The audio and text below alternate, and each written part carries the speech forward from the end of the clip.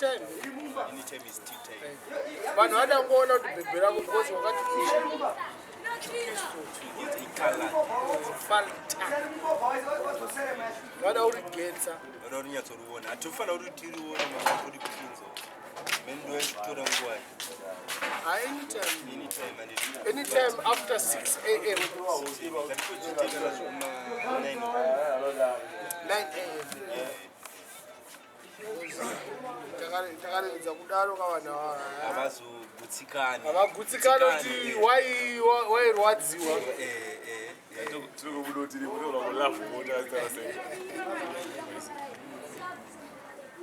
What you want doing is I'm just like a celebrity. What is? I'm doing celebrity. I'm fan of a Nito! I don't just say, should get for celebrity. I need it around the donkey. I don't say donkey. So, say, what was Dhadza D? Dhadza D. Dhadza D. Then, I don't know if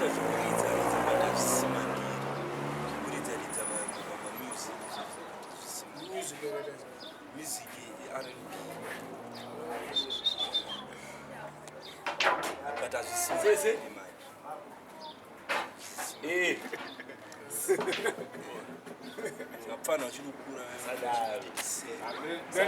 interview one Namjara two Mufutso. This is Keffatan for the case again, right?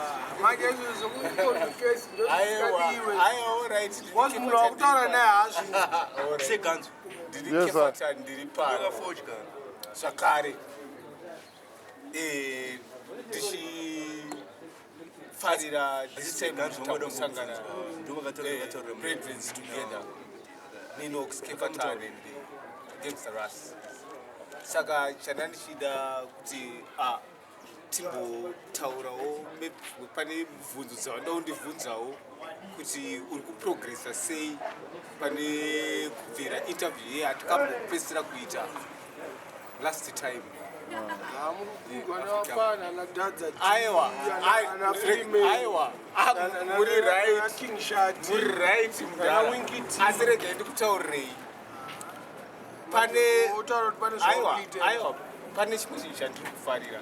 This position don't be told.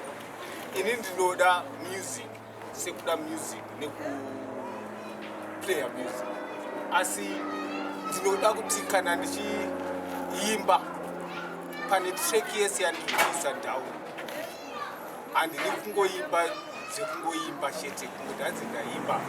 Because the style kind of whatsoever. Usina consciousness, your popular one.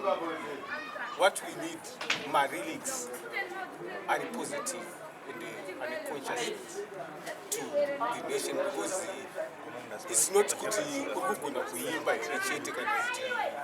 Kuda Mbare, no, it's about Chisha.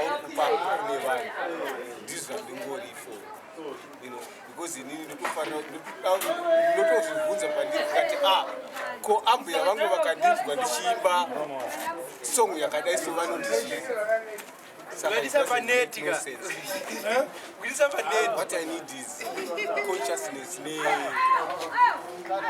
building positivity.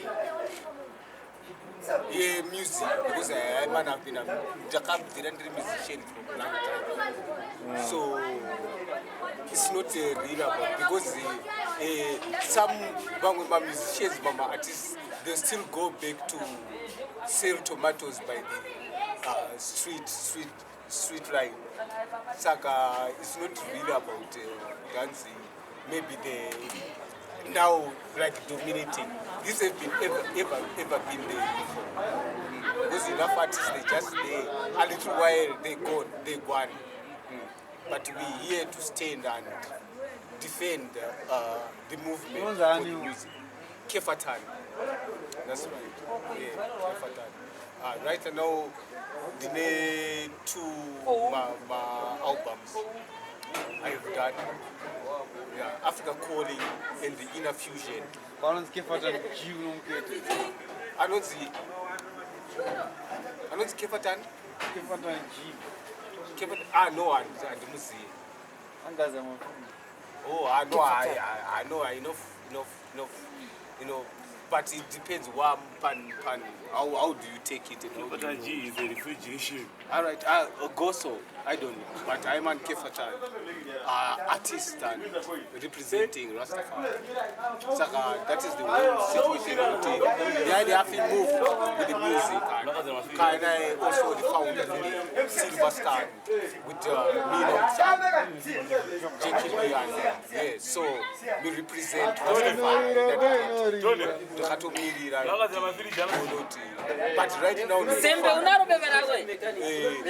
long time ago, Rastafari. But years so now, everybody loves Rastafari. So just unification after Europe, after Minox and Article 4 but right now in the studio.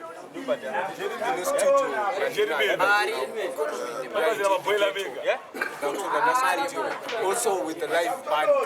Also I'm playing with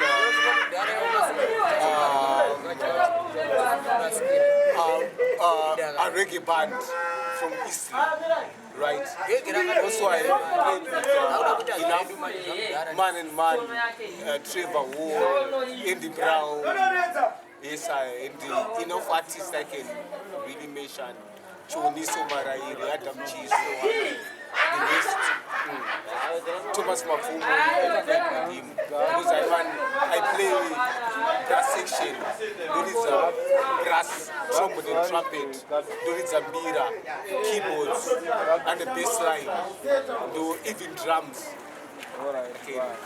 Play, so it's just an interest for Nekufara and the joy music is still moving, but it's not a overnight affair. It's a lifetime movement, music. So you have to, I dedicate you have to the life of music. So anyway, big up